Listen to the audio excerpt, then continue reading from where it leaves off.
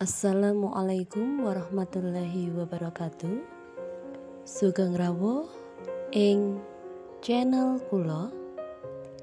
Ing pepanggihan menika kula badhe ngrembak inggih menika tembung Yogya Swara.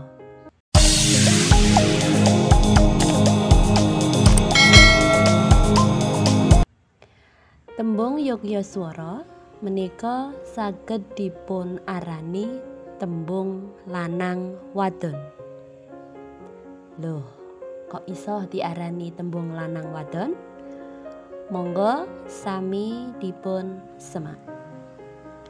Apa kuwi sing diarani tembung Yogya Swara?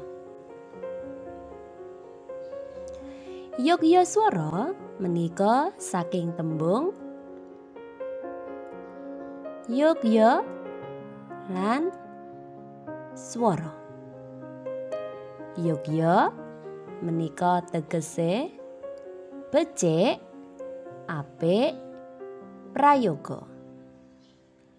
Swara menika tegesipun swara, uni utawi pangucap. Yogya swara yaiku swara kang apik, kang enak dirungokake. Nah, ingkang dipun arani Yogya Swara inggih menika tembung loro sing digabung dadi siji lan duweni teges lanang wadon. Dua kata yang digabung menjadi satu dan mempunyai arti laki-laki perempuan. Titikane utawa ciri-cirinipun, tembung loro dirangkep dadi siji. Dua kata yang dirangkap menjadi satu.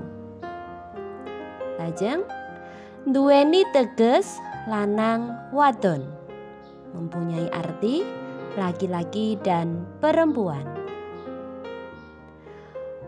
Vokal tembung sing ngarep menika A lan tembung sing buri swara I. Lajeng dudu tembung rangkep. Ciri-ciri salajengipun, yen salah siji tembunge diilangi tetep duweni teges utawa makna. Nah, nek wau kan pangertenipun Yogya Swara kan tembung loro sing dirangkep dadi siji lan duweni teges lanang wadon. Nah, kalau salah satu katanya itu dihilangkan tetap mempunyai arti atau makna. Contonipun utawa tuladhanipun, Widodoro widodari. Nggih, Widodoro widodari. Menika tegesipun bidadari lanang lan bidadari wadon.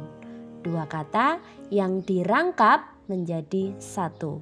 Nah, ciri-cirinya huruf kata yang pertama itu huruf terakhirnya adalah A. Kata yang kedua huruf terakhirnya adalah I. A itu menunjukkan laki-laki dan I menunjukkan perempuan. Lajeng siswa siswi. Menika tegesipun murid lanang lan murid wadon. Nggih, salajengipun raseksa raseksi. Buta lanang lan buta wadon. Wonten malih tuladha putra putri. Tegesipun anak lanang lan anak wadon. Nggih. Tembung loro sing dirangkep dadi siji. Tembung kapisan tegese lanang, tembung kapindho tegese wadon. Pemuda pemudi. cah enom lanang lan cah enom wadon. Dewa dewi, dewa lanang lan dewa wadon. Wonten malih Tulaga Gendana Kendhini.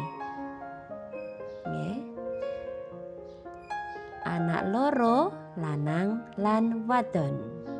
Nggih. Tembung pungkasan menika a, nggih. Tembung kapindhone diakhiri swara i. Dewa dewi. Dewa lanang lan dewa wadon. Hapsara lan hapsari. Bidadari lanang lan bidadari wadon. Nah, menika nek wau tuladanipun. Nah, wonten tuladha ing ukara. Contoh dalam kalimat.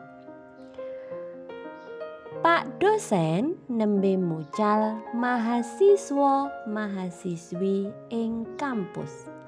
Mahasiswa, mahasiswi menika nunjukaken tembung yogya swara lan duweni teges lanang wadon. Mahasiswa menika jaler, mahasiswi menika estri utawi wadon. Lajeng siswa-siswi SMA padha melu ujian sekolah berstandar nasional. Siswa-siswi menika tembung yogya swara nggih tegese lanang wadon.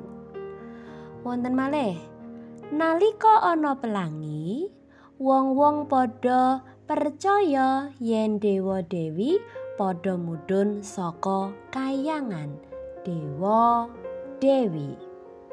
Nggih.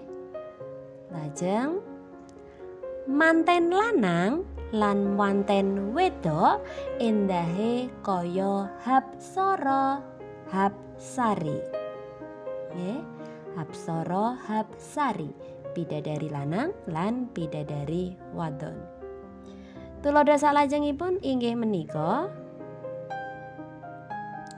Bathara Bathari lagi ngadhep Bathara Guru. Bathara Bathari menika tegese dewa lanang lan dewa wadon. Nggih, yogya swara menika tegese lanang wadon. Nah, katekno, perhatikan. Menika ingkang boten kalebet tembung yogya swara. Wira wiri, bola bali, werna werni, sarwa sarwi lan sak panunggalanipun. Nah, kenging napa kok wira wiri, bola bali, werna werni, sarwa sarwi menika boten kalebu tembung yogya swara? Amarga ora nduweni teges lanang wadon. Nggih, tidak mempunyai arti laki-laki perempuan. Nah, ciri-cirinipun tembung yogya swara nek wau kan salah sawijinipun menawa tembung diilangi salah siji menika tasih nggadahi makna utawa arti. Lah wirawiri menika tembunge diilangi ingkang buri ingkang wingking, wira menika kan boten wonten artinipun. Lah menika boten kalebu tembung yogya swara. Lajeng wonten malih tuladha Mulyana Mulyani, Wahyana Wahyani, Susanto Susanti, Suprapto Suprapti. Nggih, lan sak panunggalanipun. Menika boten kalebu tembung yogya swara. Amargi menapa? Amargi menika kalebu jeneng wong, termasuk nama orang. Ya. Dados boten kalebu tembung yogya swara.